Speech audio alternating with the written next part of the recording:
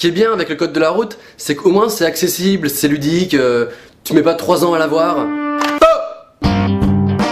Alors faut savoir que les gens du code de la route, ils ont un vocabulaire bien à eux, tu vois. Que nous, les gens de la vraie vie, on n'utilise pas. Déjà dès le premier jour, la dame de l'inscription qui remplissait les papiers, elle m'a posé une question à laquelle j'étais pas trop préparé. Oui. Est-ce que dans le passé vous avez déjà été motorisé? C'est-à-dire? Comment ça? À quel niveau? Au niveau des bras? Donc être motorisé, ça veut dire avoir un véhicule avec un moteur dedans.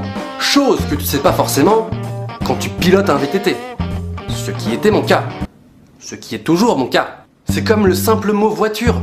Eux ils disent pas voiture. Eux ils disent, pour la série de questions qui suit, nous imaginons que vous utilisez un véhicule de tourisme citadin de catégorie A.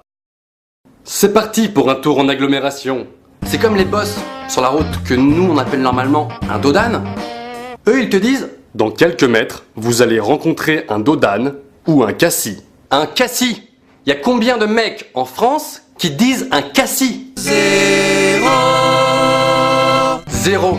Personne. Non mais tu trouves pas ce mot hyper pas naturel? Un cassis. Oula, ralentis mec, il y a un cassis là. Enfin, pour moi le cassis c'est ça. Ou ça. C'est tout.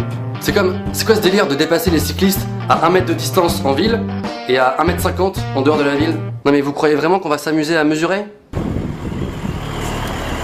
Ok, c'est bon. Non mais c'est quoi ce délire? Ça veut dire que si tu dépasses pas le mec à la bonne distance, tu vas aller en prison? Allô la police? On vient de me dépasser de 90 cm. Ce type est dangereux. Moi je savais pas que les gens ils calculaient autant leurs gestes dans la voiture. Heureusement que dans les films d'action ils conduisent pas comme ça. T'imagines le code de la route dans les films d'action? Dans cette situation, j'effectue un rangement de véhicule en forme d'épi. Je fais un geste de courtoisie à l'automobiliste en face avant de paniquer comme un malade mental. Le pire au code de la route, c'est quand il te parle de drogue au volant. Tu sens que le mec qui lit les questions, il est plutôt à l'aise avec le vocabulaire des jeunes.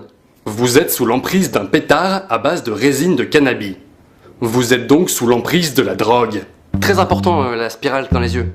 C'est-à-dire qu'ils veulent te montrer que le mec, il est vraiment pas bien. Quand tu fumes, t'es pas bien. Dans cette situation, je dépasse, je fais tourner, je m'en bats les couilles. Ouais. Ah mais les mecs du code de la route, c'est des psychopathes hein. Attends, leur passion, c'est quand même les panneaux. Faut pas l'oublier. On a tendance à l'oublier.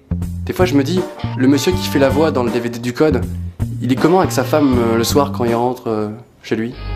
On fait l'amour? Oui, réponse A. Non, réponse B. En même temps, sa femme, c'est peut-être la dame qui lit les questions aussi. Oui, réponse A. Moi, des fois, j'aimerais bien être à la place de Sergi. Lui, au moins, il a pas besoin du code, il s'en fout, il se déplace comme il veut. Vous êtes de plus en plus nombreux sur la page Facebook Norman fait des vidéos. Ça me fait tellement plaisir. Je fais un petit vœu pour vous.